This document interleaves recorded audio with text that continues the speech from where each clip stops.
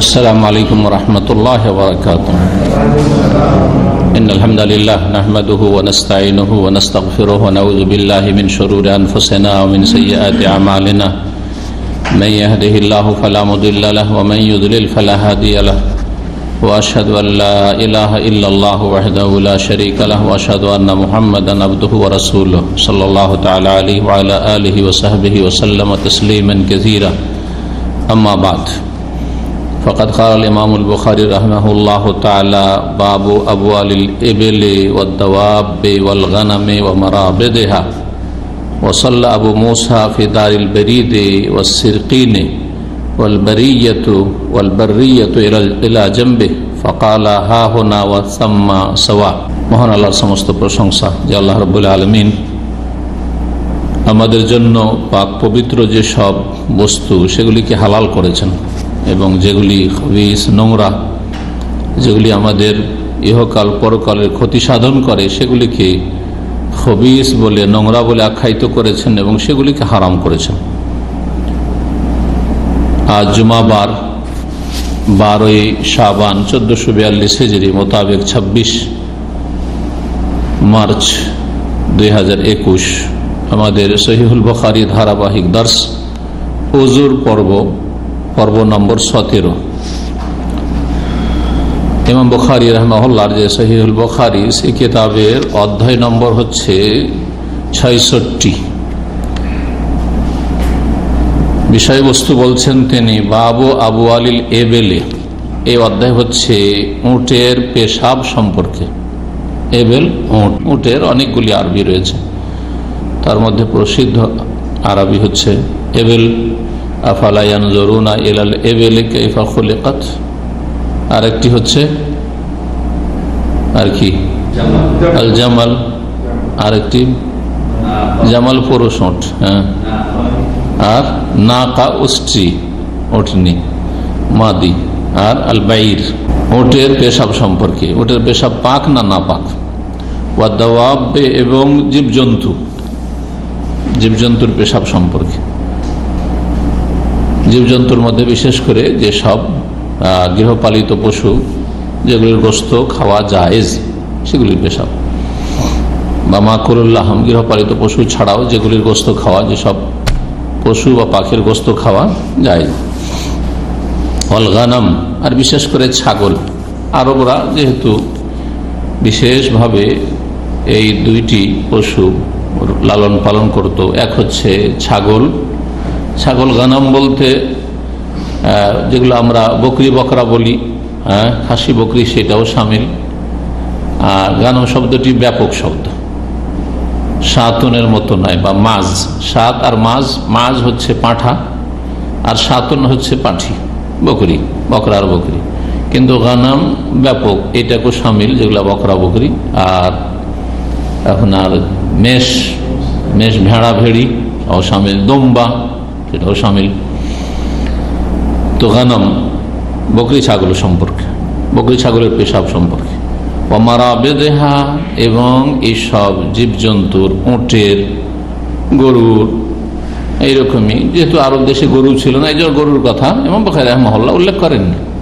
আরব দেশে গরু ছিল না, মহিষ একেবারেই ছিল না, এই জন্য হাদিসে মহিষের কথা আর গরুর কথা তেমন পাওয়া যায় না। গরুর কথা যদিও পাওয়া যায়, কম পাওয়া যায়, কিন্তু মহিষের কথা একবার নেই। কারণ মহিষ সম্পর্কে আপনাদের জানা আছে, মহিষ পানির দেশে থাকতে হয়, মহিষকে পানি ছাড়া থাকতে পারে না। আর এইরকম গরম দেশে, যে দেশ পানিও নেই আর এত গরম, সেই দেশে মহিষ থাকতে পারে না। সেই জন্য মহিষের দেশে লালন পালন হয় না, তখনও হয়নি, এখনো হয়নি।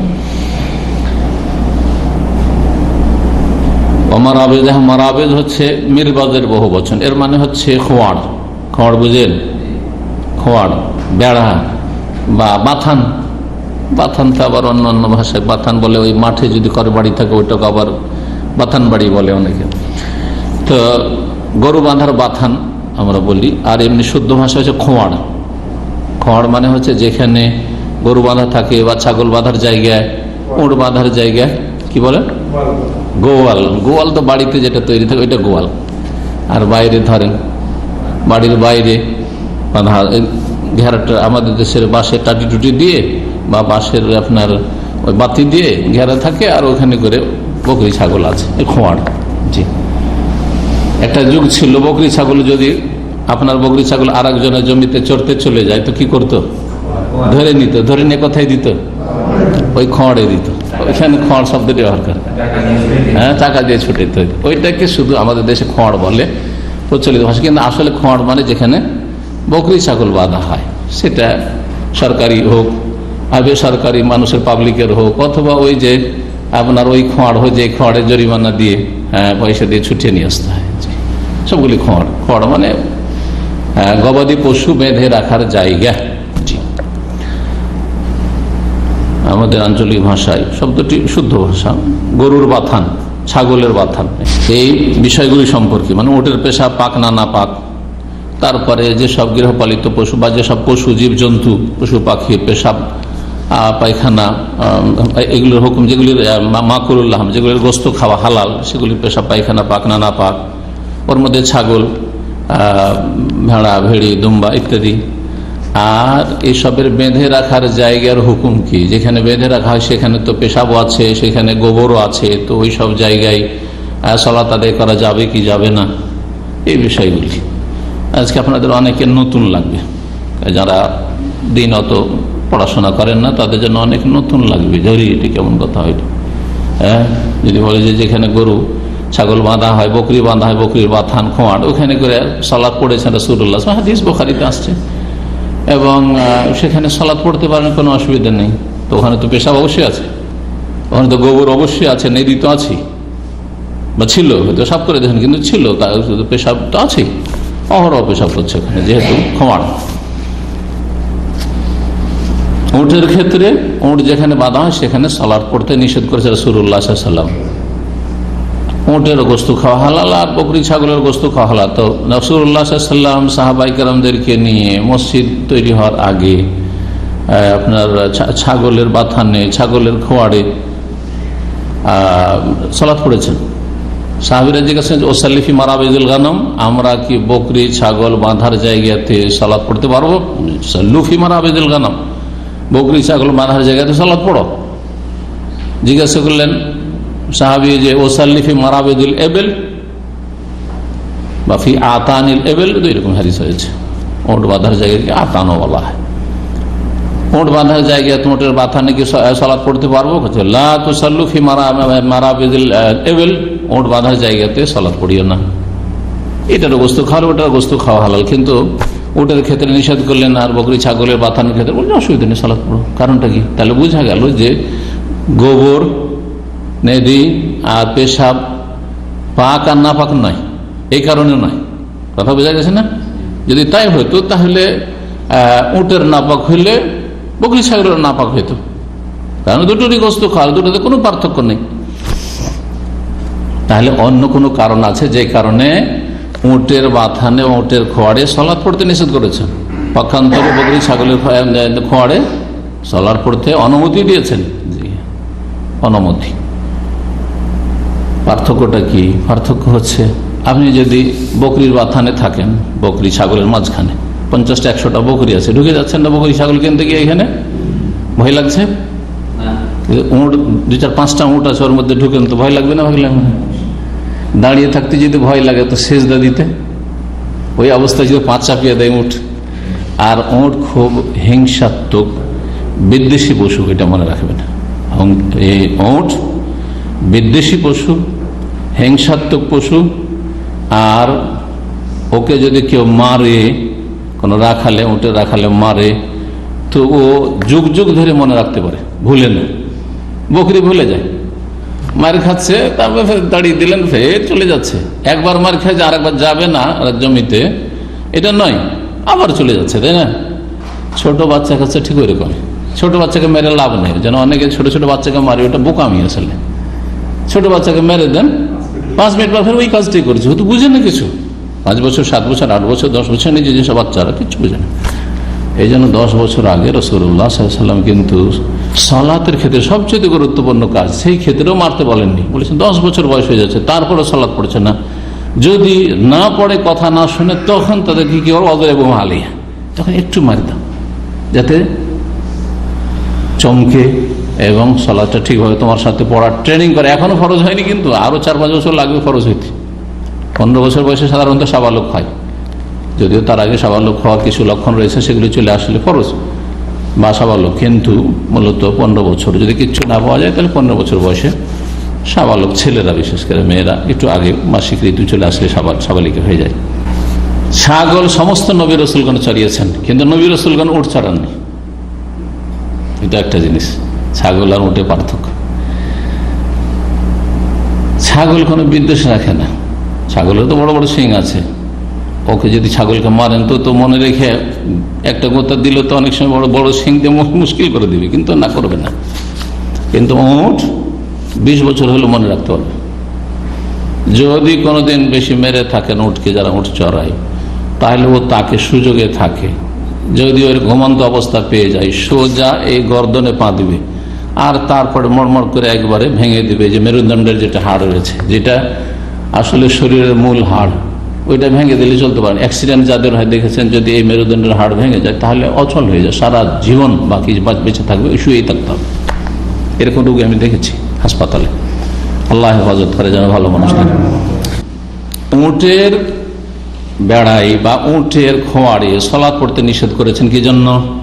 ওয়াসওয়াসা হইতেই থাকবে, কি জানি সিজদায় যাব, যদি মেরে দেয়, মাচাপিয়ে দেয়, তারপরে ভয় লাগছে, সুতরাং খুশিও হয় না, আল্লাহর দিকে মনোযোগী হয়ে যে সালাত আদায় করতে হবে। হ্যাঁ, কাদ আফলাহাল মুমিনুন আল্লাযীনা ফি সালাতিহিম খাশিউন, খুশু, বিনয়ী হওয়া, মনোযোগী হয়ে সালাত আদায় করা, এটি হচ্ছে আসল সালাতের রূপ, আত্মা। যেমন আমাদের শরীরে যদি আত্মা না থাকে তো এই বাড়ির কোনো দাম নেই, কোনো মূল্য নেই, কেউ রাখবে না, রাখা চলবেও না, কোনো মূল্য নেই।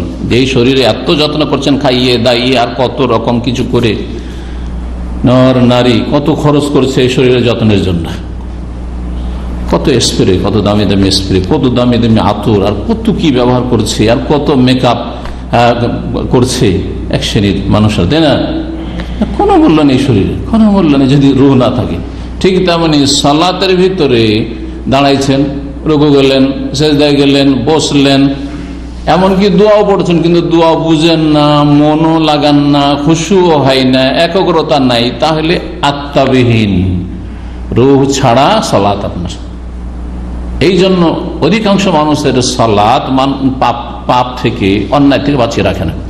অথচ আল্লাহ কোরআনে এই কথা বলেছেন, ইন্না সালাতা তানহা আনিল ফাহশাই ওয়াল মুনকার, নিশ্চয়ই সালাত মানুষকে অশ্লীল কথা কাজ থেকে, নোংরামি থেকে, আর সমস্ত বাজে কাজ থেকে, হারাম নাজায়েজ কাজ থেকে, ইসলাম বিরোধী কাজ থেকে বাঁচিয়ে রাখে।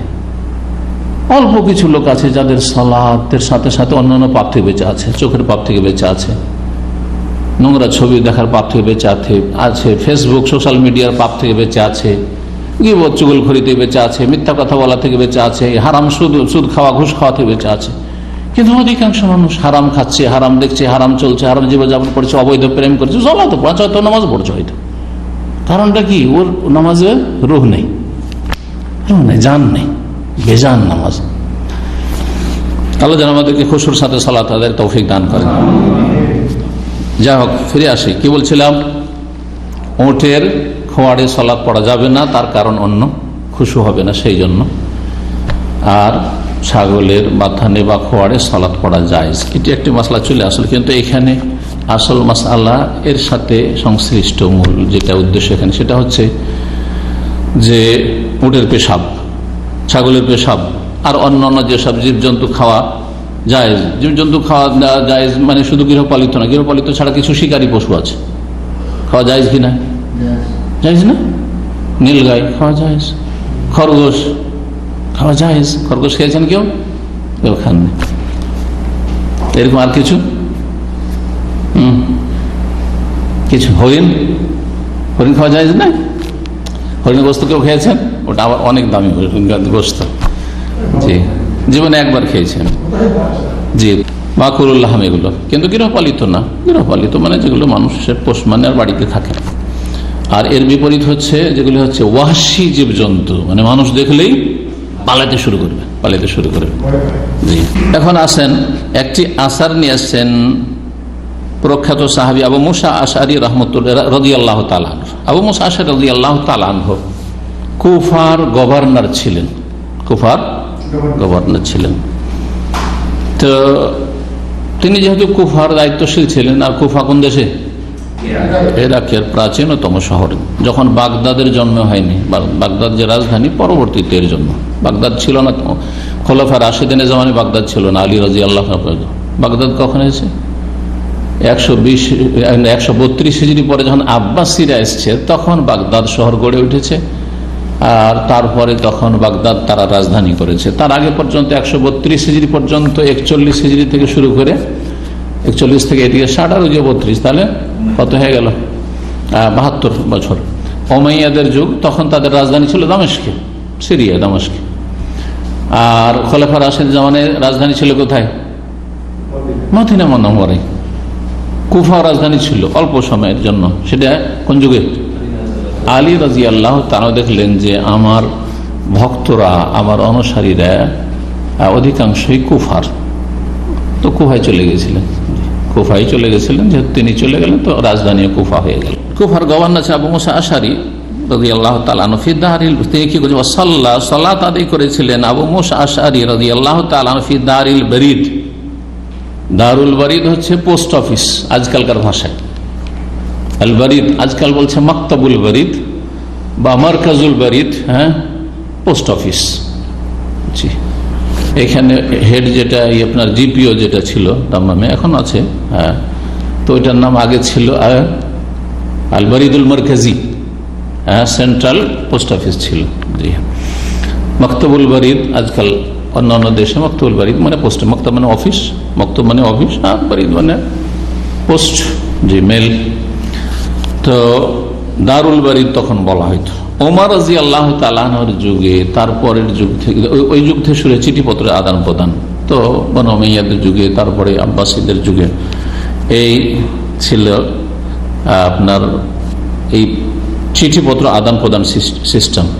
তখন জনগণের তো চিঠির ব্যবস্থা অত ছিল না, কিন্তু সরকারি চিঠিগুলোতে এক শহর থেকে আরেক শহর পৌঁছাইতে হবে। সরকারের ফরমান রাজধানী থেকে পৌঁছাইতে হবে অন্যান্য শহরে গভর্নরদের কাছে। তো গভর্নরদের কাছে যারা চিঠি পৌঁছাইতো, এটা মোগল আমল পর্যন্ত, ইংরেজ আমলও হয়তো, ইংরেজ আমল প্রথম মনে হয় এই ডাক সিস্টেম হয়তো শুরু হয়, কিন্তু মোগল আমল পর্যন্ত ভারত উপমহাদেশে, গোটা ভারতে চিঠিপত্র পৌঁছিত কিভাবে? ঘোড়ার পিঠে চড়ে।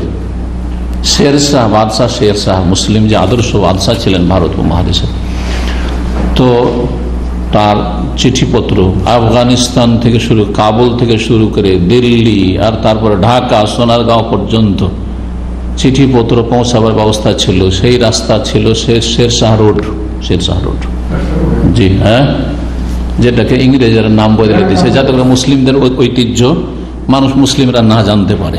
জি, জিটি রোড ওটার নাম করে দিয়েছিল ইংরেজরা। সব ষড়যন্ত্র কাফেরদের, ইসলাম মুসলিমদের বিরুদ্ধে যুগে যুগে চলে আসছে। তো এই ছিল পোস্ট অফিস। ওখানে রাত হয়ে গেল বা বিশ্রাম করতে হবে, ওই পোস্টম্যানকে, যাকে পিয়ন বলে আমাদের সমস্যা বলে না, পোস্টম্যান হচ্ছে গ্রামে গ্রামে পৌঁছায়। পোস্টম্যান তো ঘোড়ার পিঠে চড়তো, আর তারপর ক্লান্ত হয়ে গেল, দিনে সব বিশ্রাম নিল, অথবা সারাদিন চললো, তারপরে রাত্রে গিয়ে বিশ্রাম নিতে হবে। এই দারুল বারিদ পোস্ট অফিসে আবু মুসা আশআরী রাদিয়াল্লাহু তাআলা আনহু, তার গভর্নর যেই সময় ছিলেন কুফার, সেই সময় তিনি সালাত আদায় করেছেন। ওয়াসিরকিনে, এবং সিরকিন হচ্ছে, এটি ফার্সি শব্দ ছিল সিরজিন, আরবরা সেটাকে মুআররাব করে সিরকিন করেছে, কাফ করেছে, জিম দিয়েছিল। আর ফার্সিতে সিরজিন বলা হয় গোবরকে, গোবরকে বলা হয়, গোবর নদী এগুলোকে। তো পোস্ট অফিসে সালাত আদায় করেছেন যেখানে গোবর ছিল, গোবর, গোবর চারপাশে আছে, নিচে হয়তো গোবর আছে কিন্তু শুকিয়ে আছে, গোবর সালাত আদায় করেছেন। ওয়াল বাররিয়াতু ইলা জামবিহি, এমন নয় যে আর কোনো জায়গায় ছিল না ভালো গোবর মুক্ত জায়গা, বলছেন যে তার পাশেই, এক পাশে কি ছিল? আল বাররিয়া, বন জঙ্গল ছিল, মাঠ ছিল। এখানে বর্তমানও বার বলা হয়, বার বলে না সৌদিরা, রহতুল বার। এবার এই যে মাঠে আমোদ ফুর্তি বিনোদনের জন্য কিন্তু আরবরা যায়, কেউ তো যাচ্ছে সমুদ্র বিচে, দামামে এই সমুদ্র বিচ সুবিধা আছে। আর অনেকে কোথায় যায়, ওই এয়ারপোর্টের দিকে দেখবেন আপনি, রিয়াদ রোডের দেখবেন ডানে বামে অনেক তাঁবু লাগানো আছে। কেউ তাঁবুতে বসছে। আবার আরবরা যতই ভালো ভালো বাড়িঘর থাক, বাড়ি ঘরের বাইরে ওদেরকে বালুতে বসতে হবে। কি বালিতে না বসলে ওদের মন ভরবে না, দেখেছেন না? বালিতে মহিলা পুরুষ বসে গেছে, চা গাওয়া খাচ্ছে। এগুলোকে বার বলে। বার বার মানে খোলা মাঠ, সোজা কথা।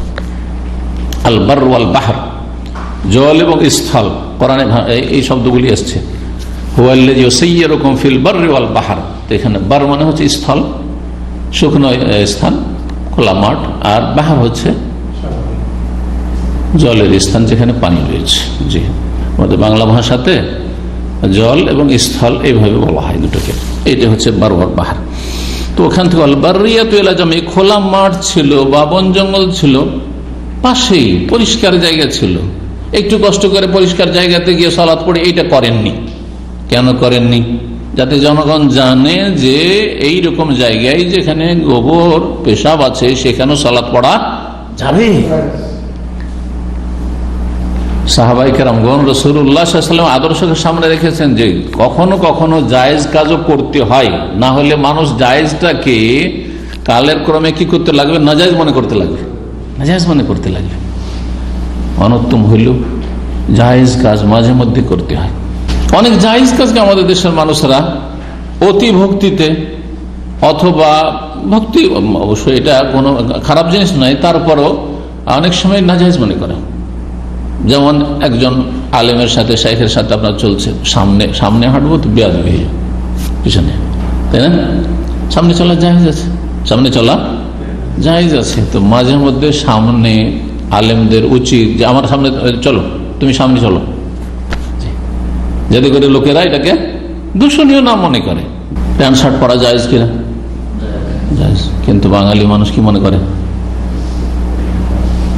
যারা পড়ছে মনে করে পড়ছে জায়েজই, কিন্তু আপনাদের জন্য জায়েজ হইলেও দাড়িওয়ালা লোককে দেখলে, আর তাও যদি আবার হুজুর হয়, কখন দেখেছে জুমার খুতবা দিয়েছে, একদিন জুমার খুতবা দিয়েছে, ইমামতি করেছে, আর একদিন দেখছে শার্ট প্যান্ট পরে আছে। আরে আরে আরে, এর পিছনে নামাজ পড়া যায়?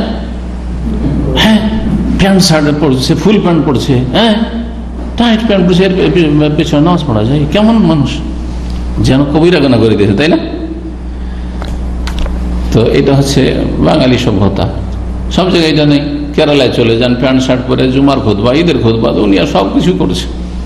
বড় বড় কেরালার, আর আপনার শ্রীলঙ্কার, আর তামিলনাড়ু, চেন্নাইয়ের আলেমরা প্যান্ট শার্ট পরছে, তাদের ওখানে কোনো দোষণীয় না। তবে এগুলো খেয়াল রাখা উচিত। এই নয় যে আপনি আলেম হয়ে একজন ওই প্যান্ট শার্ট করে বেরোবেন, এটাও বলছি না, কিন্তু জনগণ কমপক্ষে জানুক যেটা জায়েজ। প্রয়োজনে কেউ পড়লে যেন খারাপ না মনে করে। যেমন গোঁড়া মুকাল্লিদরা, বিদআতপন্থীরা, জাকির নায়েক টাই লাগায় আর প্যান্ট শার্ট পরে, এবার কি? হ্যাঁ, এ তো ইহুদি নাসারাদের অনুসারী, দিল ফতুয়াবাজি করে, কথা বলছেন। অথচ তারা দাড়ি নিয়ে আর টুপি নিয়ে মহিলাদের সাথে মিছিল করছে, পাশে মহিলার সাথে ঘেসে, দেখছেন না? লজ্জা পাই না? যদি মহিলাদেরকে কেউ ইসলামের দাওয়াত দেয় দূর থেকে, এখানে বসে যার সামনে নন মুসলিম মহিলাদেরকে ইসলামের দাওয়াত দেয়, তো সে কবিরা গুনাহ করে দিল, কারণ আপনার দুশমন মনে করছে। আর আপনার পাশাপাশি ঘাসাঘাসি ধাক্কাধাক্কি করে নারী পুরুষকে রাস্তাঘাটে বের করে দিয়ে একাকার হয়ে মিছিল করছেন, খুব জিহাদ করছেন। এর নাম জিহাদ। আবার লজ্জা করা উচিত। আর যদি অজ্ঞতা থাকে, হবে মূর্খতা থাকে, তাই মূর্খতা দূর করা ফরজ, দিনের জ্ঞান অর্জন করে। মসজিদে যদি মহিলাদের জন্য সেপারেট ব্যবস্থা থাকে, তো সেখানে ফিতনা হয়, কথা বলছেন না? কিন্তু মিছিলে মহিলাদেরকে একাকার করে নিয়ে বের হইলে, সামনে মহিলারা, পিছনে পুরুষরা, আর সাথে একবারে ঘাসাঘাসি, সময় সুযোগ পেলে ধাক্কা ধাক্কি সবই চলছে, বলছে এটার নাম হচ্ছে বড় জেহাদ আজকালকার জামানে। আজকাল ওই তরবারের জেহাদ তো নেই, সুতরাং এটাই হলো যে মিছিল করাই হচ্ছে জেহাদ। কি ইসলাম? এই ইসলাম নিয়ে কি আর শান্তি পাওয়া যাবে? যে ইসলাম আল্লাহ নাযিল করেন সেই ইসলাম নিয়ে কোনো শান্তি পাওয়া যাবে না। জি, ফিরে আসতে হবে রাসূলুল্লাহ সাল্লাল্লাহু আলাইহি ওয়াসাল্লামের ছেড়ে যাওয়া ইসলামের দিকে। তো কি বলছিলাম, কখনো কখনো জায়েজ কাজ যেটাকে, অথবা অনুত্তম কাজ, জায়েজ কিন্তু অনুত্তম, ওর চেয়ে উত্তম, পরিষ্কার পরিচ্ছন্ন জায়গায় সালাত আদায় করলাম, হ্যাঁ করতে হয়, যাতে করে মানুষরা সেটাকে ধীরে ধীরে হারাম না মনে করতে অজ্ঞতার কারণে। ফাকালা, তারপরে বলে হা হোনা ওয়াসাম্মা সাওয়া, এইখানে সালাত আদায় করা মানে দারুল বাড়ির পোস্ট অফিসে যেখানে গোবর টোবর পড়ে আছে আর গোবর আছে, তার মানে সেখানে পেশাব আছে। তো এইরকম জায়গায় ওয়াসাম্মার ওইখানে মানে ওই খোলা মাঠে দুটোই বরাবর সমান। সাম্মা মানে ওখানে, সুম্মা মানে অতপর, কিন্তু সাম্মা পড়ে সাথে যখন ফাতা জবর দিবেন ফাসাম্মা ওয়াজহুল্লাহ। আল্লাহ কোরআনে কি বলছেন? ফাআইনামা তুওয়াল্লু ফাসাম্মা ওয়াজহুল্লাহ, যেখানেই তোমরা মুখ ফিরাও না কেন, যদি কিবলা জানা না থাকে, এমন জায়গায় গেছেন কোন লোকজন দেখছেন না আর সালাতের সময় হয়ে গেছে, কাকে জিজ্ঞাসা করবেন? বুঝতেও পারছেন না যে কিবলা কোন দিকে, যেই দিকটা আপনাকে কিবলা মনে হয়েছে ওই দিকে মুখ করে সালাত পড়ে নেন। সালাত আদায় করার পরে কোন লোক পেলেন অথবা বুঝতে পারলেন যে আমি তো ভুল করেছি, আমি তো পূর্ব দিয়ে মুখ করে বা উত্তর দক্ষিণ দিয়ে মুখ করে সালাত আদায় করে নিয়েছি, আমার কিবলা তো দামাম থেকে বা ভারত বাংলাদেশ থেকে তো পশ্চিম দিকে ভাই, আর সালাত দোহরাইতে হবে না। এই মর্মে আল্লাহ বলছেন ফাইন ওয়াতুয়াল্লু, যেদিকে মুখ করে সালাত আদায় করো, জেনে শুনে নয়। তাই বুঝলেন, অপারক পারছেন না ফিরতে, অসুস্থ ব্যক্তি বিছানায় পড়ে আছে, ও নড়াচড়া করতে পারে না, সালাতের টাইম যাচ্ছে, হুঁশ আছে, সালাত ফরজে আছে, এই নয় যে আমি পশ্চিম দিকে কিবলা মুখী হইতে পারছি না, তো কেমন করে সালাত আদায় করবো না, তোমাকে ওইভাবেই করতে হবে। জি, ফাসাম্মা ওয়াজহুল্লাহ, সেখানে আল্লাহ রাব্বুল আলামিনের চেহারা রয়েছে, মানে আল্লাহ রয়েছে, আল্লাহকে পাবে এবং আল্লাহর ইবাদতবন্দি করতে পারবে এখানে আর ওইখানে বরাবর। 233 নম্বর হাদিস, হাদিসের বর্ণনাকারী হচ্ছেন আনাস বিন মালিক রাদিয়াল্লাহু তাআলা, তিনি বলছেন কাদেমা ওনাসুন মিন উকল আও ওরাইনা ফাজতাউল মদিনা, কয়েকজন লোক উকল বংশের এবং ওরাইনা বংশের আসলো, এবং না এখানে অথবা বলেছেন হাদিস বর্ণনাকারী আনাস রাদিয়াল্লাহু বলছেন যে কয়েকজন ব্যক্তি আসলো, তাদের সংখ্যা ছিল 8 জন, তাদের সংখ্যা ছিল 8 জন। অন্য হাদিসে রয়েছে ওকুল বংশের অথবা ওরাইনা বংশের, যেন তার সন্দেহ হয়েছে যে আমার ঠিক মনে নেই এরা ওকুল বংশের ছিল। আরবিদের তো এক এক বংশের নাম আছে না, জাহারানি তো গামেদি আছে না, নেই কত কাহতানি, অনেক নাম রয়েছে। তো ওই যুগ থেকে চলে আসছে, আরবরা নিজের বংশ পরিচয়টা ঠিক রেখেছে, অনারবরা বংশ পরিচয় ঠিক রাখেনি। অনেকে দাদার নাম বলতে পারবে না, দাদার বাপের নাম তো পারবেই না বেশিরভাগ লোক আমাদের দেশের মানুষ, কিন্তু আরবরা জানে বংশ পরম্পরা, বলতে পারবে যে কোন বংশে গিয়ে মিলছি, এবং তারা জানে যে আমাদের ওপর দাদা কখন ইসলাম গ্রহণ করেছে এবং কোন এলাকায়, শহরে দামাম চলে এসছে কিন্তু আমাদের আসল বাড়ি কোথায় ছিল সব জানা আছে তাদের, ছুটি ছাটিতে তারা ওই গ্রামের বাড়িতে এখনো যায়। ওকুল বংশের কয়েকজন অথবা ওরাইনা বংশের কয়েকজন আসলো, কোথায় আসলো? মদিনা, মদিনা রয়েছে, ইসলাম গ্রহণ করলো। রাসূলুল্লাহ সাল্লাল্লাহু আলাইহি ওয়াসাল্লাম বলেন যে আসলে তো ইসলাম গ্রহণ করে নিয়েছে, ছিল বেদুইন এই লোকগুলো।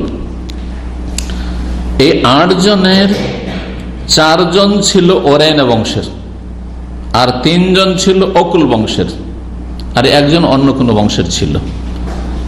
কিন্তু বর্ণনাকারী তার যে যতটুকু অনুমান ছিল সেই হিসাবে তিনি সন্দেহের ভিত্তিতে বলেছেন যে হয় ওকুল বংশের ছিল অথবা ওরাইনার, অথচ 2 বংশেরই ছিল অধিকাংশ লোকের, একজন অন্য বংশের, 8 জন টোটাল লোক ছিল।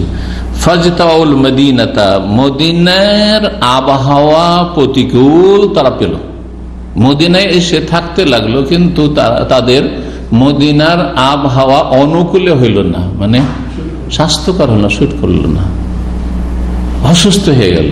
অন্যের বাড়িতে রয়েছে এমন অসুস্থ হয়ে গেছিল তাদের আপনার ডায়রিয়ার মতো পাতলা পায়খানা ধরে নিয়েছিল, পেট বড় বড় হয়ে গেছিল। মানে মদিনার আবহাওয়া রাসূলুল্লাহ সাল্লাল্লাহু আলাইহি ওয়াসাল্লাম যখন প্রথম হিজরত করে আসেন তখন খুবই খারাপ ছিল। রাসূলুল্লাহ বরকতে মদিনা, সৌদি আরবের মধ্যে, বরং পৃথিবীর মধ্যে এখন ফার্স্ট হয়েছে কিন্তু এই কিছু দেশে স্বাস্থ্যের ক্ষেত্রে, সুস্থ সবচাইতে স্বাস্থ্যকর শহর মদিনা কিন্তু বর্তমানে, কিন্তু সেই সময় 1400 বছর আগে সবচাইতে অস্বাস্থ্যকর শহর ছিল আরব যতগুলি এলাকা আছে তার মধ্যে মদিনা। প্রথম হিজরত করে যখন আসেন আবু বকর সিদ্দিক রাদিয়াল্লাহু তাআলা, বেলাল রাদিয়াল্লাহু তাআলা রাসূলুল্লাহ সাল্লাল্লাহু আলাইহি ওয়াসাল্লামের সাথে যখন আবু বকর সিদ্দিক ছিলেন, তারপরে বেলালও আসলেন, এসে এত জ্বর হইতো আর এত অসুস্থ হয়ে যেতেন বেলাল রাদিয়াল্লাহু তাআলা, আবু বকর রাদিয়াল্লাহু তাআলা জ্বর হয়ে যেত। বুখারীতে এই riwayatগুলো হাদিসগুলো রয়েছে, আসবে ইনশাআল্লাহ, আল্লাহ যদি আমাদের তৌফিক দান করে। তখন তারা ওই মাতৃভূমিকে স্মরণ করত, মাতৃভূমিতে ছোট থেকে যেখানে মানুষ হয়েছেন সেখানকার সাথে মানুষের একটা গভীর সম্পর্ক আছে, গভীর সম্পর্ক আছে। আর তারপরে সেখানকার আবহাওয়া ছোট থেকে থেকে থেকে কি হয়ে গেছে, নিজের অনুকূলে হয়ে গেছে, হয়ে গেছে। অন্য নতুন জায়গায় গেলে আপনার জন্য সেটা মাফিক না হতে পারে, বিশেষ করে যদি আবহাওয়া সেখানকার ভালো না হয়। মদিনার আবহাওয়া ভালো ছিল না, এইরকম সাহাবীরা অসুস্থ হয়ে যেতেন। আর বড় আক্ষেপ করে যে হাই কাফেররা আমাদেরকে বিতাড়িত করলো মক্কা থেকে, তারা কবিতার আবৃত্তি করতেন, কবিতার আবৃত্তি করতেন। রাসূলুল্লাহ সাল্লাল্লাহু আলাইহি ওয়াসাল্লাম দোয়া করলেন, আল্লাহুম্মা হাব্বিব ইলাইনাল মদিনা, আল্লাহ আমাদের জন্য মদিনাকে প্রিয় শহর বানিয়ে দাও, মদিনার মহব্বত আমাদের অন্তরে তৈরি করে দাও। আর এইখানে যে আসছে সেই জ্বরে আক্রান্ত হয়ে যাচ্ছে, ওয়ানকুল হুম্মাহা ইলাল জুহফা, আর এখানকার যে জ্বর আছে জ্বরটাকে জোহফাতে তুমি স্থানান্তরিত করে দাও, জোহফাতে পাঠিয়ে দাও। সুবহানাল্লাহ, রাসূলুল্লাহ দোয়া। তারপরে আর কোন মানুষ জ্বর হইতো না, মদিনে আসলে জ্বরে আক্রান্ত হইতো না। জোহফা কেন বলেন? জোহফা বর্তমান যে রাবের একটা শহর রয়েছে জেদ্দার কাছাকাছি, জেদ্দা থেকে আম্বর দিকে যেতে, আম্ববদর রাস্তা, ওইদিকে বিশাল একটা ইউনিভার্সিটি হয়েছে এখন, বাদশাহ আবদুল্লাহ নামে, কিং আবদুল্লাহ ইউনিভার্সিটি। তো ওর পাশে জোহফা, যেটা একটা মিকাতো জোহফা, ওইখানে সেই যুগে কোনো মুসলিম বাস করতো না, সব কাফের ছিল। রাসূলুল্লাহ সাল্লাল্লাহু আলাইহি ওয়াসাল্লাম দোয়া করলেন যে আল্লাহ এই জ্বরকে ওইদিকে পাঠিয়ে দাও, তুমি মদিনাকে পাক পবিত্র করে দাও। মদিনার প্রায় লোকেরা ইসলাম গ্রহণ করেছে, কিছু ইহুদিরাই আছে কট্টর যারা ইসলাম গ্রহণ করেনি। তো মদিনা এসে তাদের আবহাওয়া অনুকূল হইল না। ফাজতাউল মদিনা, কি করবে? তাদের জন্য চিকিৎসার ব্যবস্থা, তখনকার চিকিৎসা। ফামা রহমান নবী বিল কাহিন, নবী সাল্লাল্লাহু আলাইহি ওয়াসাল্লাম তাদেরকে নির্দেশ দিলেন যে যেসব দুধবতী ওট রয়েছে, উষ্ট্রি রয়েছে, লেকা এমন ওট যে ওটগুলি দুধ দেয়, হ্যাঁ, তো যে দুধ দেওয়া ওটগুলি রয়েছে সেই ওটগুলি ছিল বাইতুল মালে সরকারি ওট। সরকারি ওটের খোয়ার আছে মদিনার বাইরে ওই মাঠে, ওখানে চলে যাও, বাইতুল মালে রাখালো আছে সরকারি, সেখানে চলে যাও। আর যাওয়ার পরে তাদেরকে নির্দেশ দিলেন ওয়াইয়াশরাবু মিন আবওয়ালিহা ওয়া আলওয়ানিহা, এই উটের পেশাব পান করো এবং দুধ পান করো। উটের পেশাব পান করতে বললেন, দুধ পান করতে বললেন। দুধ পান তো বুঝতে পারছেন, কিন্তু তাদের শরীরের সুস্থতার জন্য রাসূলুল্লাহ সাল্লাল্লাহু আলাইহি ওয়াসাল্লাম ওহীর ভিত্তিতে জেনেছেন যে উটের পেশাব এই যে অসুখ তাদেরকে ধরেছে সেটা থেকে নিরাময়ের জন্য উপকারী। রাসূলুল্লাহ সাল্লাল্লাহু আলাইহি ওয়াসাল্লাম ওহীর মাধ্যমে তাদেরকে এই এলাজ চিকিৎসার কথা বললেন। যাও, গেল তারা ফান্তালুক। তারপরে কয়েকদিন উটের পেশাব আর দুধ খেয়ে সুস্থ হয়ে গেল, ভালো হয়ে গেল, ভালো হয়ে গেছে, ভালো হয়ে এখন গায়ে জ্বর হয়েছে। হঠাৎ করে গায়ে জ্বর হলে এইটাও মানুষের জন্য কি হয়, খারাপ। এই জন্য মাঝে মাঝে অসুস্থ হওয়া ভালো, মাঝে মাঝে বিপদ আপদ আসা ভালো, এটা জেনে রাখেন। আপনার সারা জীবন নয়, 5 বছর 10 বছর কন্টিনিউ কোনো অসুখ নেই, বিসুখ নেই, কোনো টেনশনও নাই, পারিবারিক কোনো সমস্যা নেই, আর্থিক কোনো সমস্যা নেই, এই আরাম, এই সারাম, তাহলে আল্লাহ থেকে গাফিল হয়ে যাবেন, জিকির আজকারে গাফিল হয়ে যাবেন আপনি। বিভিন্ন পাপে জড়িয়ে যাওয়ার আশঙ্কা আছে, বিভিন্ন পাপে জড়িয়ে যাওয়ার আশঙ্কা আছে। এই জন্য যারা আল্লাহর নেক বান্দা মাঝে মাঝে তাদেরকে বিভিন্ন রকম ধাক্কা দেয়, কারণ আল্লাহ ভালোবাসে যে তুই বক্র পথে চলে যাস না। বেশি সুখ পেলে, ভোগবিলাস পেলে বক্র পথে, বাঁকা পথে চলে যাবি, গোমরা হয়ে যাবি, সেই জন্য তোকে একটু ধাক্কা দিই। একটা অ্যাক্সিডেন্ট হয়ে গেল, তখন সচেতন হন, কেন অ্যাক্সিডেন্ট হলো, দেখি আমার আত্মপর্যালোচনা করে আমার কোনো দোষ ত্রুটি আছে নাকি, তওবা ইস্তেগফার করলাম, আল্লাহর জিকির আজকার করলাম, ফরজ ওয়াজিবটা আরো যত্ন করে, যে গাফিলতিগুলি আছে বা যে পাপগুলো, আমি কি কারো হক নষ্ট করেছি নাকি, কারো মেরে খেয়েছি নাকি, হ্যাঁ, কারো জুলম অত্যাচার করেছি নাকি। দেখেন এক একটা করে কিন্তু নিজের হিসাব নিকাশ কষা শুরু করে যখন বিপদে পড়বেন। বিপদে না পড়লে কিন্তু সহজে হয়নি। পারিবারিক সমস্যা, স্বামী স্ত্রীতে আবার অশান্তির শেষ নেই। এই ধাক্কা কেন খেলাম? একজন জ্ঞানী মানুষ অবশ্যই চিন্তা করবে এমনটা কেন হলো, এমনটা কেন হলো, এই বিচ্ছিন্নতা কেন, সম্পর্ক খারাপ কেন, অথবা আমার আল্লাহ না করে আমার স্ত্রী পরকীয়াতে লিপ্ত কেন হইল, দোষ আমার নিশ্চয় আছে, না হলে আল্লাহ এভাবে আমাকে কেন ধাক্কা দিল, এমনিতে দেয় না। এর মাধ্যমে অনেক শিখার আছে, সংশোধন হবে, মাকালোক সোজা হবে। এই জন্য বালা মুসিবত মাঝে মাঝে আসে, এরকম শারীরিক অসুখ, যে কোনো বিপদ আপদ হোক না কেন। এ না, হঠাৎ করে যখন সুস্থ হয়ে ফালামা সাহু, যখন সুস্থ হয়ে গেল, কাতালু রায়ান নবী সাল্লাল্লাহু আলাইহি ওয়াসাল্লাম, তখন তারা নবী সাল্লাল্লাহু আলাইহি ওয়াসাল্লামের যে উটের রাখাল ছিল সেই রাখালগুলিকে কি করলো, হত্যা করে দিল, খুন করে দিল। আর শুধু খুন করা নয়, খুব মানে জুলম অত্যাচার করে খুন করেছে। খুন করাই তো জুলম, তার সাথে তাদের হাত কেটে নেওয়া, পা কেটে নেওয়া, নাক কেটে নেওয়া, ঠোঁট কেটে নেওয়া, এই ধরনের কাজগুলি করেছিল তারা বাড়াবাড়ি করেছিল, যার ফলে তাদেরকে ওই রকম উচিত শাস্তি দেওয়া হয়েছিল ধরি। এ তো খুন করলো রাখালকে, এখন দেখছে যে রাখালগুলিকে তো খুন করে দিয়েছি, আর উট তো এখানে মাঠে বাঁধা আছে, কেউ তার মদিনা লোক জানতে পারবে না, উট নিয়ে চুরি করে পালাতে শুরু করলো। ওয়াস্তাক নামা, উটগুলি নিয়ে তারা কি করলো, উট তাড়িয়ে নিয়ে পালাতে শুরু করলো। ইস্তাকা মানে তাড়িয়ে নিয়ে যাওয়া, হাঁকিয়ে নিয়ে যাওয়া। ফাজা আল খাবারু ফি আউয়ালিন নাহার, রাতের অন্ধকারে হয়তো এরকম করেছিল। এইবারে ভোরে ভোরে দিনের শুরুতে নবী সাল্লাল্লাহু আলাইহি ওয়াসাল্লামের কাছে খবর পৌঁছে গেছে যে খোয়াড়ে উট নেই আর রাখাল খুন হয়ে পড়ে আছে। আল্লাহু আকবার। এই খবর অবাক নবী সাল্লাল্লাহু আলাইহি ওয়াসাল্লাম, যে তোমরা অসুস্থ হয়েছিলে, কঠিন অবস্থা, তোমাদের চিকিৎসার ব্যবস্থা করলাম, তারপরে এইরকম আচরণ, সুস্থ হলে বাসাফি আসারহিম, তাদের পিছনে তাদেরকে ধরার জন্য পাঠালেন রাসূলুল্লাহ সাল্লাল্লাহু আলাইহি ওয়াসাল্লাম। ফালাম্মার তাফান নাহার, যখন দিনের রৌদ্র প্রখর হইল, তফান নাহার একটু দিন হইল, মানে দুপুর কাছে আসলো, জি আবেহিম, তাদেরকে ধরে নিয়ে আসা হইল। তলাশ করে করে কোথায় মরুভূমিতে কোথায় গেছে, কোন দিকে গেছে, এই তলাশ করতে করতে সাহাবাকে ধরে ফেললেন, নিয়ে আসলেন মদিনায় ধরে। ফাআমারা বিকাতি আইদিহিম ওয়া আরজুলিহিম, তখন তাদের হাত এবং পাগুলি কেটে নেওয়ার নির্দেশ দিলেন রাসূলুল্লাহ সাল্লাল্লাহু আলাইহি ওয়াসাল্লাম। যেমন কর্ম তেমন ফল। রাখালদের কি করেছিল, হাত পা কেটেছিল, তাদের তাই করা হয়েছে। অসম্মেরাত আয়নহুম, তাদের চোখে বা চক্ষুগুলিতে, একজন ছিল যেহেতু 8 জন ছিল, তাদের চোখে কি করা হয়েছিল, শলাকা গরম করে ফোড়ে দেওয়া হয়েছিল। শলাকা সুরমা দিচ্ছেন না, এরকম লোহা ধরেন, লোহাকে গরম করে চোখে দিয়ে দেওয়া হয়েছিল। তো চোখ অন্ধ করে দেওয়া হলো এইভাবে, কারণ এই আজ খারাপ আচরণগুলি তারা করেছিল। ওয়াউলকু ফিল হাররাতে, ওয়াউলকু ফিল হাররাতে, তারপরে তাদেরকে কুচি পাথর বিশিষ্ট জমিনে নিক্ষেপ করে দেওয়া হলো, ফেলে দেওয়া হলো। হাররা নামক স্থান, মদিনার 2 পাশে হাররা রয়েছে। মদিনার মসজিদ নববী থেকে বাবু সালাম দিয়ে বেরোলে কোন দিক ওইটা, কে বলতে পারে? দক্ষিণ দিকে মুখ করে সালাত আদায় করছেন, ঠিক না? মদিনাতে যে সালাত আদায় করছেন কোন দিকে মুখ করে? হ্যাঁ, উত্তর কেন বলছেন? হ্যাঁ, দক্ষিণ দিকে মুখ করে, ঠিক না? কারণ মক্কা দক্ষিণ দিকে, ওইখান থেকে দক্ষিণ দিকে মুখ করে সালাত আদায় করছেন। তাহলে দক্ষিণ দিকে মুখ করে দাঁড়াতো দেখে, এখান থেকে দক্ষিণ কোন দিকে? এখানে যে বৈশা আছেন দক্ষিণ কোন দিকে? এইদিকে দক্ষিণ, দক্ষিণ দিকে মুখ করে দাঁড়ান, তাহলে পশ্চিম দিক কোন দিকে? ডান দিকে, পশ্চিম। তাহলে বাবুর সালামের দিক হচ্ছে পশ্চিম।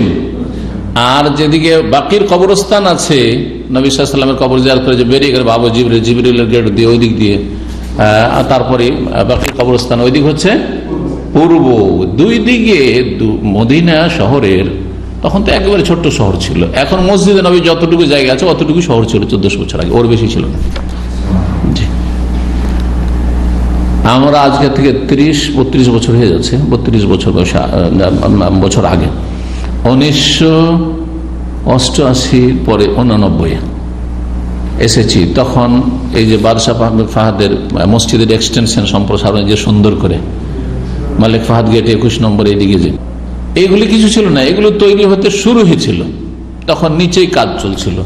আর পাশে পুরাতন একেবারে বাড়ি ছিল, যেমন এই মহল্লা দাওয়াসের, হাইয়ুদ দাওয়াসের ঢুকলে দেখবেন না মাটির বাড়ি, হ্যাঁ, জীর্ণ শীর্ণ হয়ে আছে, এই রকমের বাড়ি। আর এত চিপা গলির রাস্তা যে একটা গাড়ি যাবে আর একটা গাড়ি ওখান দিয়ে বেরোবে না, এরকম আমরা চোখের সামনে দেখেছি।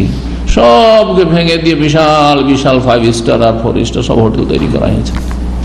জি, চোখে দেখা। মদিনার 2 দিকে, পশ্চিম দিকে আর পূর্ব দিকে কি ছিল? হাররা ছিল, মানে এমন এলাকা ছিল যেই এলাকার জমিতে কুচি কুচি পাথর। এখন দেখেন মদিনায় হাঁটলে কুচি পাথর, মাটির সাথে কুচি পাথর পাবেন। পশ্চিম দিকেটাকে বলা হতো হাররা গারবিয়া, আর পূর্ব দিকেটাকে বলা হতো হাররা শারকিয়া। হাররা শারকিয়া অর্থাৎ বাকির কবরস্থান, জান্নাতুল বাকি বলা আমাদের দেশের মানুষরা বলে, কিন্তু এটা আসলে বেদাতি কথা, সেই জন্য বলছি না। কিন্তু লোকেরা এটাই বুঝে না, ওই ভুল বুঝাটা এখন বাদ দিতে হবে। কিন্তু বাকির যে কবরস্থান রয়েছে মাকবারাতুল বাকি, সেই দিকটা মাকবারাতুল বাকি পার হলেই একটু এগিয়ে গেলে শুরু হয়ে গেল, হাররা শারকিয়া শুরু হয়ে গেল। আর বাবু সালাম দিয়ে বেরিয়ে আপনি 1-1.5 কিলোমিটার চলে যান বা 2 কিলোমিটার, তারপরে আপনার হাররা গারবিয়া শুরু হয়ে গেল, হাররা গারবিয়া শুরু হয়ে গেল। তো হাররা শারকিয়াতে আমাদের একজন বাংলা ভাষী বড় শেখ ছিলেন, যিনি সৌদি নাগরিকত্ব পেয়েছেন। ওনার বাড়ি খুব যেতাম, ছাত্র জীবন ওনার বাড়িতে যখন তখন ডাকতেন, খুব ভালোবাসতেন, তো ওনার বাড়িতে যেতাম, ওনার সাথে বসতাম, খাওয়া দাওয়া করতাম। তো এই হাররা শারকিয়ার গারবিয়া, এই হাররাতে ফেলে দেওয়া হলো। এই এলাকাগুলিতে তাদেরকে হত্যা করে এই চোর ডাকাতগুলোকে কি করা হলো, খনিগুলোকে ফেলে দেওয়া হলো। তারা তখনও মারা যায়নি। ইয়াস্তাসকুন, তখন ছটপট করছে আর পানি চাইছিল তারা, পানি দাও পানি দাও। ফালায়ুসকাউন, কিন্তু তাদেরকে পানি দেওয়া হয়নি, কারণ এই আচরণগুলি সবগুলি রাখালদের সাথে করেছিল। এসাস, বদলা। এইরকম শাস্তি না হইলে দেশে খুন রাহাজানি বন্ধ হবে না। সৌদি আরবে কয়টা খুন হয় ডেলি, 1-1 করেও শুনতে পান না। এক গোটা এত বড় বিশাল সৌদি আরব, যেটা বাংলাদেশের কয়েক গুণ বড়, কত গুণ হবে, বিশাল বড় দেশ। এই দেশ এখান থেকে দমাম থেকে শুরু করে আপনার জিজান পর্যন্ত 1800 কিলোমিটার, একদিকে 1800 আর একদিকে প্রায় 2000 কিলোমিটার, এত দূরত্ব। সেই দেশে ডেলি 1 করে খুনের ঘটনা হয় না।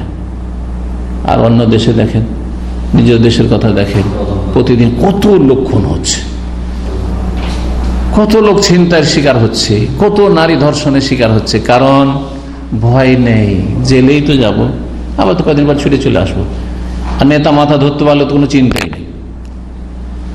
কিন্তু সৌদি আরবে কুতিবা আলাইকুমুল কিসাসু ফিল কাতলা, আগেই চিন্তা করে নিত, আমি যদি কাউকে খুন করি তো আমারও গলা কাটা যাবে, গর্দন উড়ে যাবে, আমাকে আর বেঁচে থাকতে হচ্ছে না। শতবার চিন্তা করবে কাউকে খুন করার জন্য। আর যে চিন্তা করবে না, যার মধ্যে দূরদর্শিতা নেই, সে যাবে এইভাবে, যার ফলে খুন হয় না। তো আল্লাহর বিধান আল্লাহর জমিনে অবশ্যই কায়েম হইতে হবে। এমনকি অমুসলিমরাও যদি কায়েম করে, অমুসলিম দেশেও শান্তি নেমে আসবে। রাষ্ট্রীয় ক্ষেত্রে যদি ইসলামের বিধিবিধান, দণ্ডবিধান কায়েম করে, আল্লাহ যেন সারা বিশ্বের সমস্ত মানুষকে তৌফিক দান করেন। কাল আবু কিলাবা, আবু কিলাবা বলছেন, আবু কিলাবা প্রখ্যাত তাবি আনাস বিন মালিক রাদিয়াল্লাহু আনহু ছাত্র, কিন্তু এখানে এসেছে আবু কিলাবা তাবেঈ। ফাহাউলাই সারাকু, এদেরকে এইভাবে কেন হত্যা করা হয়েছিল? এরা চুরিও করেছিল, তাহলে চুরির অপরাধ, চুরির ক্ষেত্রে শাস্তি হচ্ছে হাত কাটা। ওয়া কাতালু, খুনও করেছিল। ওয়া কাফারু বাদা ঈমানিহি, মুরতাদ হয়ে গেছিল, ঈমান নিয়ে এসেছিল, মুসলিম হয়ে এসেছিল, আর তারপরে তারা মুরতাদ হয়েছে। ওয়া হারাবুল্লাহ ওয়া রাসূলাহ, এবং তাদের এই আচরণের মাধ্যমে তারা আল্লাহ এবং রসুলের বিরুদ্ধে যুদ্ধের ঘোষণা করেছিল। বাইতুল মালের সরকারি রাখালদেরকে হত্যা করে তারা আল্লাহ এবং রসুলের বিরুদ্ধে যুদ্ধের ঘোষণা করেছিল। সুতরাং তাদেরকে এইরকমই উচিত পানিশমেন্ট দেওয়া হয়েছে। এই হাদিসের ওপর অমুসলিমরা এতরাজ করে, হ্যাঁ, আপত্তি তুলে, যে ইসলাম এই বর্বরতা নৃশংসতা শিখিয়েছে, কিন্তু তাদের হুঁশ নেই যে তাদের ধর্মীয় গ্রন্থগুলি খুলে দেখুক তো একটু। জি, কুরু পাণ্ডবের যুদ্ধ, যে মহাভারত, রামায়ণের মহাভারত খুলে দেখুক দেখি একটু হিন্দুরা। আর তারপরে যে আপনার বুদ্ধিস্ট যে জুলুম অত্যাচার, তাদের ইতিহাস খুলে দেখুক দেখি। খ্রিস্টানদের যে কিতাবগুলি রয়েছে বা তাও যে বাইবেল রয়েছে তা খুলে দেখুক তো দেখি। তাদের ইতিহাস যদি দেখা যায়, তাহলে দেখা যাবে যে তাদের ইতিহাস এর চেয়ে বেশি বর্বরতাপূর্ণ ইতিহাস। তাহলে সেই যুগে এই ধরনের শাস্তি দেওয়ার প্রচলন ছিল, এর চেয়ে বেশি বাড়াবাড়ি করে শাস্তি দিয়েছে অন্যরা। তো সেই যুগের জন্য এই শাস্তিটাই ছিল, এবং বাঁকাদেরকে সোজা করার জন্য এইরকম শাস্তির প্রয়োজন রয়েছে। জি, সবার জন্য না। ইসলামের প্রথম ওয়াজ উপদেশ, ওয়াজ করো মানুষকে। ওয়াজ উপদেশে যদি মেনে নেই, তার কোনো কিছু নেই। বোঝা গেছে না? অজ উপদেশ শুনাই চোর চুরি ছেড়ে দিল, বেঈমান বেঈমানি করা ছেড়ে দিল, জালেম জুলুম করা ছেড়ে দিল, খুন করা ছেড়ে দিল, আর কিছু জেনা বন্ধ হয়ে গেল, তার কোনো কিছুর উপর প্রয়োজন নেই। এই যে প্রথম বলা হয়েছে ওয়াজ করো, ওয়াজাক্কির ফাইন্না যিকরা তানফাউল, আগে উপদেশ দাও, ওয়াজ করো। কিন্তু ওয়াজ দিয়ে তো কাজ হচ্ছে না, কি লাগছে তার সাথে? কোরআন দিয়ে কাজ হচ্ছে না, কোরআনের নসিহত দিয়ে সুলতানের প্রয়োজন, প্রশাসনের প্রয়োজন, কড়া প্রশাসন। পিটিয়ে সোজা করবে, তখন সোজা হবে। তো ইসলামের দণ্ডবিধান অত্যন্ত জরুরি। 234 নম্বর হাদিস, আনাস রাদিয়াল্লাহু তাআলা থেকে বর্ণিত। তার আগে যে হাদিসটি আমরা পড়লাম, সেই হাদিসে কি দেখলাম? উটের পেশাবের কথা, যে উটের পেশাব, এরা মুসলিম ছিল কিনা? হ্যাঁ, এই চোর ডাকাত গুলো, খনিগুলো প্রথম মুসলিম ছিল, তাহলে মুসলিমের উপর সালাত ফরজ ছিল। মদিনার ঘটনা, সালাত ফরজ ছিল, সালাত তো মেরাজে মক্কাতে ফরজ হয়েছে, তাই না? 5 ওয়াক্ত সালাত পড়তো। উটের পেশাব তারা পান করত। যদি উটের পেশাব বা গৃহপালিত পশু, যেসব পশুর গোস্ত খাওয়া জায়েজ হালাল, সেসব পশুর পেশাব গোবর নাপাক হইতো, তাহলে তাদেরকে বলতো রাসূলুল্লাহ, দেখো তোমাদের চিকিৎসার জন্য আমি পেশাব খেতে বললাম, কিন্তু পেশাব যেহেতু নাপাক, সুতরাং তোমরা খাওয়ার পরে কুলি করে নিও, আবার ওই নাপাক মুখ নিয়ে তোমরা নামাজ পড়িও না। বলতেন না? বলতেন না? এগুলো কথা বলেছেন। যাও তোমরা ওইখানে চলে যাও, আমার রাখাল আছে, উট আছে, সেখানে দুধ খাও আর পেশাব খাও, ভালো হয়ে যাবে। কিন্তু এই কথা তো বললেন না যে মুখটা ধুয়ে নিও সালাত আদায় করার আগে। তাহলে কি বোঝা গেল? যে উটের পেশাব নাপাক নয়। নাপাক হলে অবশ্যই বলা ফরজ ছিল, কারণ রাসূলুল্লাহ সাল্লাল্লাহু আলাইহি ওয়াসাল্লাম আল্লাহ পাঠিয়েছিলেন যে আল্লাহর দ্বীন জনগণ পর্যন্ত সুন্দর করে পৌঁছে দিতে হবে। বাল্লিগ মা উনজিলা ইলাইকা মির রাব্বিক। আমার মতো আপনার মতো কোন আলেমের মতো না, কারণ আমার মতো হাজার হাজার আলেম আছে, আমি না বললাম আর একজন বলছে, সুতরাং ফারজে কিফায়া, একজন বললি তো কাজ হয়ে গেল। আমার বলা প্রত্যেকটা কথা বলা জরুরি নয়, কিন্তু রাসূলুল্লাহ তো একটাই রাসূল, ঠিক কিনা? সুতরাং তার জন্য ফরজ ছিল যে আমি এদেরকে যে পাঠাচ্ছি, এরা মুসলিম, পেশাব পান করতে বলছি, পেশাব নাপাক, তাহলে কুলি করে তোমার নামাজ পড়ি বলতেন। বলেছেন? বলেননি। তার বোঝা গেল যে উটের পেশাব কি? বাবু আবু, উটের পেশাব হচ্ছে পাক, নাপাক নয়।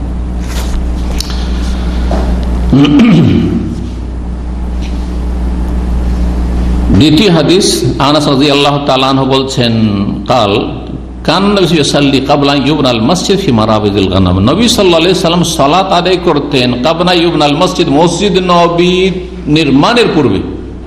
মসজিদ নবী আসার পর সাথে সাথে তো তৈরি হয়নি, প্রথম কথা জায়গার ব্যবস্থা করতে হবে, তারপরে তখন মসজিদ নির্মাণ শুরু হলো।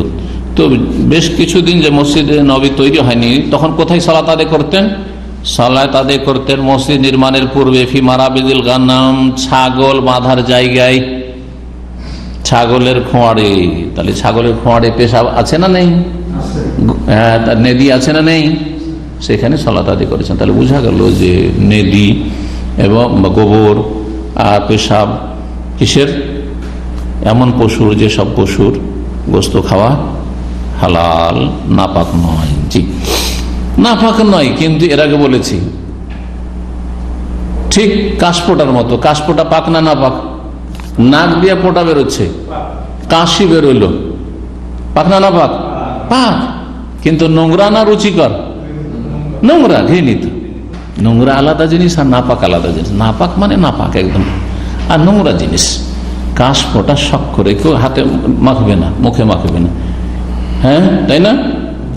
তো কিন্তু কাশফোটা অনেক সময় রুমালে ধরে রাখছি, অনেক সময় এতেই। এখন কাশফোটা চলে এসছে, কি করব? মুছে নিলাম, নাপাক তো হইল না, কিন্তু জিনিসটা নোংরা হয়ে গেল। ঠিক ওই রকমই যেসব পশুর গোস্ত খাওয়া হালাল, সেগুলির পেশাব আর গোবর নেদি নোংরা, কিন্তু নাপাক নাই।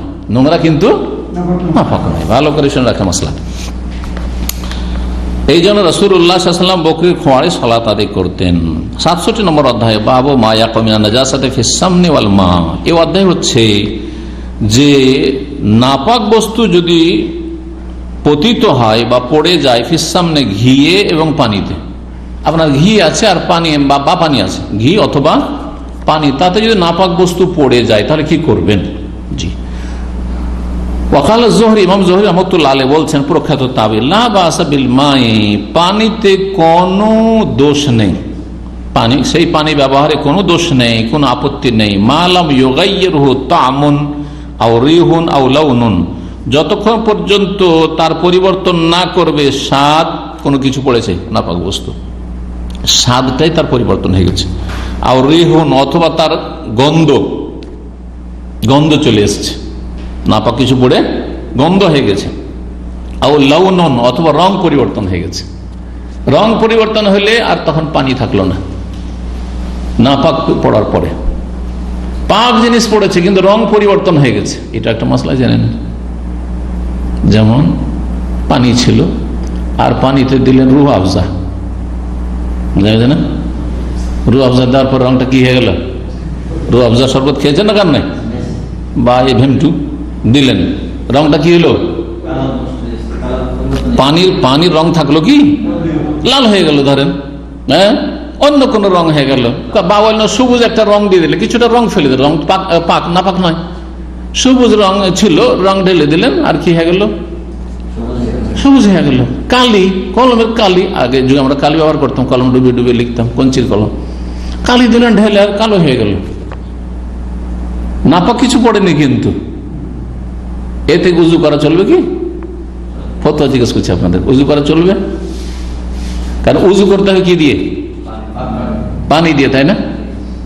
উজু করতে হবে কি দিয়ে? পানি দিয়ে। আর পানি না পেলে তখন বিকল্প হচ্ছে মাটিতে এমন। এখন এই যে আপনি সেটাকে শরবত বানিয়ে দিলেন, তখন আর ওর নাম পানি থাকলো না শরবত হয়ে গেল? শরবত হয়ে গেল, তার নাম শরবত হয়ে গেল, তার নাম পরিবর্তন হয়ে গেল, সুতরাং সেটা পানি থাকলো না। নাপাক যদি বস্তু পড়ে তাতে নাপাক বস্তু পড়ার পরে, নাপাক বস্তু পড়লেই যে নাপাক হয়ে যাবে, বেশি পানি আছে, অল্প নাপাক পড়েছে, যাতে কিছু দেখছেন যে পড়েছে ঠিকই নাপাক, একটা পাখি পড়ে আছে, হ্যাঁ, কবুতর বা একটা বাবুই পাখি পড়ে আছে মরে, আর পানি অনেকটা, কিন্তু পানির না স্বাদ বদলেছে, না রং বদলেছে, আর না তাতে কোনো গন্ধ হয়েছে, তাহলে আসল হচ্ছে পানি কি? যদিও বদ্ধ পানি, পানি পাক, কিন্তু এইরকম কিছু পেশাব পায়খানা পড়ে তার রং বদলে গেছে, স্বাদ বদলে গেছে, অথবা দুর্গন্ধ ছড়িয়ে গেছে, তাহলে তখন পানি না পাক। এটাই হচ্ছে শক্তিশালী মত। আর একটি মত হচ্ছে ইমাম শাফির, যে দুই কুল্লা মানে দুটো মটকা, একটা হাদিস রয়েছে, যে হাদিসটাকে অন্য রাজাই বলেছেন, দুই কুল্লা, দুই মটকা বরাবর পানি বিশেষ একটা পরিমাণ যদি থাকে, তার বেশি হয়, আর কোন নাপাক বস্তু পড়ে, তাহলে অসুবিধা নেই। কিন্তু হানাবেলা বা মুহাদ্দিসিনে কেরাম তারা বলছে এই হাদিস দুর্বল। আর হানাফি মাযহাবে আরেকটা ইজতিহাদি ফতোয়া, কিয়াসি ফতোয়া, না যঈফ হাদিস না সহিহ হাদিস, সেটা হচ্ছে যেহেতু হানাফি মাযহাবের সূত্রপাত হচ্ছে, সূচনা হচ্ছে আপনার ইরাক থেকে, আর ইরাকের মাতৃভাষা আবু হানিফা রাহিমাহুল্লাহর যুগে ফার্সি ছিল, সেই জন্য এখনো তাদের ভাষা হচ্ছে দাহ মানে 10, দাহ মানে হচ্ছে 10, 10/10, দাহ মানে 10/10। একটা ধরেন হৌজ আছে, হৌজ এইদিকে 10 হাত আর এইদিকে 10 হাত যদি থাকে, তাহলে মায়ে কেসির। আর তাতে যদি দেখেন যে একটা বাবু পাখি বা একটা আপনার কোন একটা পাখি, কবুতর পড়েছে, মুরগি পড়ে গেছে, মরে আছে, আর নাপাক টাপাক হয়নি, তাহলে তখন পাক। কিন্তু তার যদি কম, আচ্ছা এইদিকে তো 10/10 হলো, দাহ 10/10, কিন্তু গভীরতা কতটা হইতে হবে? এটা বলছে গভীরতা এতটা হইতে হবে যে যদি উজু করার জন্য পানি উঠান তো কাদা উঠে আসবে না, তাহলে কমপক্ষে 1 বিঘত হইতে হবে পানি, 1 বিঘত গভীর হইতে হবে। কারণ 1 বিঘতের কম যদি 4 আঙুল পানি থাকে, তো একটু উঠালি কিন্তু হাঙড়িয়ে তাতে কি চলে আসবে? কাদা মাটি উঠে চলে আসবে, ময়লা আবর্জনা উঠে চলে আসবে, সেটা সুতরাং চলবে না। তো ধরেন 1 বিঘত বা তার বেশি, 1 হাত 1.5 হাত পানি গভীর, আর তারপর 10 হাত এদিকে 10 হাত এদিকে যদি হয়, আর কোনো একটা দেখছেন যে কবুতর পড়ে আছে, মুরগি পড়ে আছে, অসুবিধা নেই, তাহলে উজু করা যাবে। আর তার কম যদি হয় তাহলে করা যাবে না, কিন্তু এর কোনো হাদিসে দলিল নেই। জি, অনেক সময় ইমামদের কাছে হাদিস পৌঁছেনি, কিন্তু ফতোয়া দিতে হবে, তখন কি করতে হবে? ইজতিহাদ করতে হবে, কিয়াস করতে হবে। আচ্ছা, আনুমানিক কতটা পানি হইলে মোটামুটি যদি একটা কিছু মরা কিছু পড়ে যায়, তাহলে পানিটা নাপাক হবে না? হাদিস যখন ইমাম আহমদ রাহিমাহুল্লাহর কাছে পৌঁছেনি, তখন আচ্ছা এদিকে 10 ধরে নি, এদিকে 10 ধরে নি, আর গভীর মোটামুটি এতটা, তাহলে তাতে যদি একটা মরা মুরগি পড়ে আছে, এটা মরা কোনো কিছু পড়ে আছে, এটা এঁদুর পড়ে আছে, নাপাক হবে না, নাপাক হবে না, কিন্তু তার কম হলে হবে ইজতিহাদ। কিন্তু যখন আমাদের সামনে হাদিস চলে আসবে, হাদিস হচ্ছে ওহী রাসূলুল্লাহ সাল্লাল্লাহু আলাইহি ওয়াসাল্লামের উক্তি, আর এই কথাটি ইমাম জোহরির কথাটি হাদিসে রয়েছে। ইমাম জোহরি একজন মুহাদ্দিস, হাদিসে রয়েছে ইন্নাল মাআ তাহুরুন বা তাহুরুন লা ইউনাজ্জিসুহু শাই, পানির আসল হচ্ছে পাক এবং পাক পবিত্রকারী, তাকে কোনো কিছু নাপাক করতে পারে না ইল্লা মা গালাবা আলা রিহিহি আও তাওমিহি আও লাউনিহি, তবে তার যদি স্বাদ বদলে যায়, রং বদলে যায় বা দুর্গন্ধ ছড়িয়ে যায়।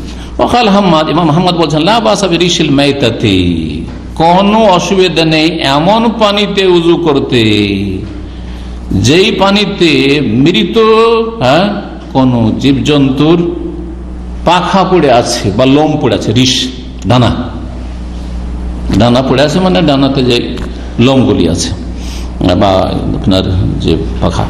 ওয়াকাল জোহরি, ইমাম জোহরি বলেন ফি ইজামিল মাউতা, মৃত জীবজন্তুর হাড্ডি সম্পর্কে, হাড্ডি পড়ে আছে, শুধু হাড্ডি পড়ে আছে। কেমন? এমন মৃত যে একটা মৃত হলি তো নাপাক, আর যেমন নাহওয়াল ফিল, যেমন হাতি, হাতির হাড্ডি পড়ে আছে, ওয়াগাইর অন্যান্য জীবজন্তু মৃত তার হাড্ডি পড়ে আছে যদি পানি, তার কোনো অসুবিধা নেই, উযু করতে পারে। আদরাকতু নাসা মিন সালাফিল উলামা, আমি অনেক উলামায়ে সালাফদেরকে পেয়েছি, আমি অনেক উলামায়ে সালাফ, সালাফ হচ্ছে সাহাবায়ে কেরাম, তাবেঈন, তাবা তাবেঈন। আর বলছেন ইমাম জোহরি, ইমাম জোহরি তাবেঈ, তাহলে সালাফ কারা? তাদের সালাফ হচ্ছেন সাহাবায়ে কেরাম। অনেক সাহাবায়ে কেরামকে পেয়েছি ইয়ামতাশিতুনা বিহা, তারা হাতির হাড়ের বা হাতির হাড্ডির চিরুনি তৈরি করে মাথা ছড়াইত, ওয়ায়াদাহিনুনা ফিহা, আর তাতে তারা তেল, এত হাড্ডির পাত্র বর্তন তৈরি করে কি করতো, তাতে তেল রাখতো, যেই তেল গায়ে মালিশ করত। তো হাড্ডি যদি নাপাক হয় তাহলে তাতে তেল রেখে গায়ে কি করে মালিশ করা যায়, আর সেটা দিয়ে কি করে চিরুনি করা যেতে পারে, চুল আঁচড়ানো যেতে পারে। সুতরাং বোঝা গেল যে মৃত জীবজন্তুর হাড্ডি, আর বড় হাড্ডি হচ্ছে হাতির, এই জন্য হাতির কথা, হাতির দাঁত লম্বা, তো এগুলি দিয়ে তারা এই কাজগুলি করেছেন। তাহলে বোঝা গেল যে পানিতে যদি হাতির দাঁত পড়ে যায় তাতে কোনো অসুবিধা নেই। লা ইয়ারাউনা বিহি বাসান, তাতে সালাফগণ সাহাবায়ে কেরাম কোন রকমের আপত্তি মনে করতেন না এই হাড্ডির আপনার তেলের বোতল ব্যবহার করতে অথবা চিরুনি ব্যবহার করতে।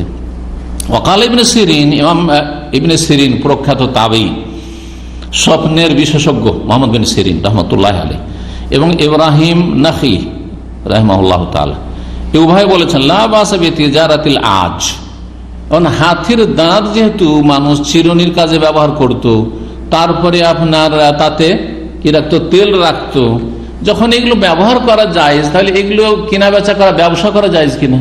কেউ যদি হাতির দাঁতের ব্যবসা করে তাহলে চলবে কি চলবে না? বলছেন যে কোনো অসুবিধা নাই, বেতেজারাতিল আজ, হাতির দাঁতের ব্যবসা করতে, আজ বলা হয় হাতির দাঁতকে। 235 নম্বর হাদিস, নাপাক বস্তু, অধ্যায় কি ছিল? নাপাক বস্তু যদি পানিতে পড়ে বা ঘিয়ে পড়ে, তো ঘিয়ে পড়ার হাদিস রয়েছে।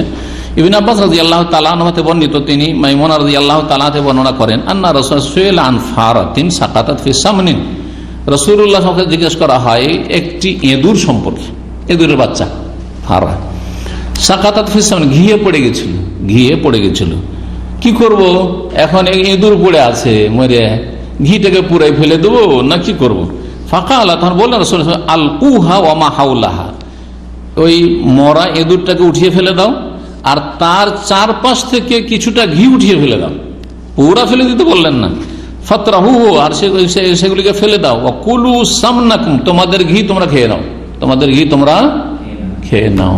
কিন্তু এই ক্ষেত্রে উলামায়ে কেরামগণ, এটি হচ্ছে সঠিক, ঘি দুই রকম, একটা হচ্ছে তরল ঘি, যখন গরম করেছেন তখন পানির মতো হয়ে গেছে ঘিটা, হ্যাঁ, তো তেলের মতো যখন হয়ে গেছে, তেলের মতো তরল ঘি যদি পড়ে তাহলে একটি মৃত কিছু পড়া বা এঁদুর তো এক নাপাক, আর তারপরে মৃত পড়ার সাথে সাথে কিন্তু তার জীবাণুগুলি বা তার যে নাপাকি গোটা গোটাটা থেকে গোটা পাত্রে যতটা ঘি সবগুলিতে ছড়িয়ে গেছে, সুতরাং কি ফেলবেন, কতটা ফেলবেন আপনি, ফেলবেন আবার ওইখানে করে তো অন্যগুলো এসে একাকার হয়ে যাচ্ছে। সুতরাং তরল ঘি হলে পুরোটাই ফেলে দিতে হবে, এটা ঠিক। আর যদি শুকনো ঘি হয়, আর অধিকাংশ সময় শুকনো ঘি থাকে, আমাদের শুকনো ঘি আছে, তাহলে এঁদুরটাকে ফেলে দিলেন বা নাপাক বস্তুটাকে ফেলে দিলেন, আর তারপরে আশেপাশে থেকে চারিদিক থেকে ফেলে দিলেন। এখন আমাদের জন্য ভাত অনেক সময় ভাতে পড়ে যায়, ভাতে ধরেন একটা গিরগিট পড়ে গেছে, হ্যাঁ গিরগিট পড়ে গেছে, কি করবেন, পুরা ভাতটা ফেলে দেবেন? আজকাল আছে, পয়সা আছে, আবার ভাত রান্না করো, অসুবিধা নেই, কিন্তু অভাব আছে, অনেক গরিব মানুষ আছে, শরীয়তে এত কঠোরতা নেই। সুতরাং আশেপাশের ভাতগুলো ফেলে দিলেন, আর ওই যেটা মরা কিছু পড়ে আছে সেটাকে, বা নাপা কিছু পড়ে আছে সেটাকে ফেলে দিলেন চারিদিক থেকে ফেলে, আর বাকিটা খেয়ে নিলেন, কারণ বাকিটাতে তার জীবাণুগুলি ছড়িয়ে যায়নি। 36 নম্বর হাদিস, ওই একই হাদিস প্রায়, মাইমুনা রাদিয়াল্লাহু তাআলা আনহা বর্ণিত, আন্না নবী সুইলা আন ফারাতিন, রাসূলুল্লাহ সাল্লাল্লাহু আলাইহি ওয়াসাল্লামকে জিজ্ঞাসা করা হয় একটি ইঁদুরের বাচ্চা সম্পর্কে, সাকাতাত ফি ইসমি, ঘিয়ে পড়ে গেছে, ফাকালা খুযুহা ওমা হাওলাহা, ওই ইঁদুরটাকে উঠিয়ে নাও আর তার চারপাশ থেকে উঠিয়ে নাও, ফাতরাহু, সেটাকে ফেলে দাও। কালা মান হাদাসানা মালিক মালা উহসিহি, ইমাম মালিক রাহিমাহুল্লাহ বর্ণনা করেছেন তাকে বহুবার, ইয়াকুল আন ইবনে আব্বাস আন মাইমুনা, ইবনে আব্বাস রাদিয়াল্লাহু তাআলা মাইমুনা রাদিয়াল্লাহু তাআলা আনহুম থেকে বর্ণনা করেছেন। তারপরে হাদিস আবু হুরায়রা রাদিয়াল্লাহু তাআলা 237 নম্বর হাদিস, বলছেন যে আনিন নবী সাল্লাল্লাহু আলাইহি ওয়াসাল্লাম বলেছেন, কুল্লু কালমিন, কালমিন মানে হচ্ছে জখম, জখম, ঘা, আঘাত, প্রত্যেক আঘাত, শরীরের আঘাত লেগেছে আর তারপরে কেটে গেছে হচ্ছে কালম। ইউকলামুল মুসলিম ফি সাবিলিল্লাহ, আল্লাহর রাস্তায় যদি কোন মুসলিম আহত হয়, আঘাত পেয়ে থাকে, জখম হয়ে থাকে, আল্লাহ রাস্তায় জিহাদে কোন কাফেরের হাতে জখম হয়ে গেছে, জি হ্যাঁ আঘাত পেয়েছে, আর সেখান থেকে রক্তক্ষরণ হচ্ছে, এখনো ইয়াউমুল কিয়ামত কাহাইয়াতিহা, কিয়ামতের দিন যখন আসবে, যেহেতু আল্লাহর রাস্তায় সে মার খেয়েছে, আল্লাহর রাস্তায় সে আঘাত পেয়েছে এবং ক্ষতবিক্ষত হয়েছে, কিয়ামতের দিনে আসবে কাহাইয়াতে, আপন অবস্থায়, মানে যেই অবস্থায় আঘাত খেয়েছিল আর রক্ত ঝরেছিল, ওই অবস্থায় হাসরের মাঠে হাজির হবে, আর সেটাই তার আল্লাহর সামনে সাক্ষী হবে যে আল্লাহ তোমার রাস্তায় এই যে লড়াই করেছিলাম, দেখো যে আমি এইভাবে জখম হয়েছি, আঘাত পেয়েছি। যখন তাকে আঘাত করা হয়েছিল, তাফাজ্জারু দামান, রক্ত প্রবাহিত হইতে থাকবে, হাসরের মাঠে আসবে আর ঝরঝর করে রক্ত পড়ছে, রক্ত পড়ছে, যেমন ভাবে দুনিয়াতে প্রথম রক্ত পড়েছিল কাফের জালেমের আঘাত খেয়ে।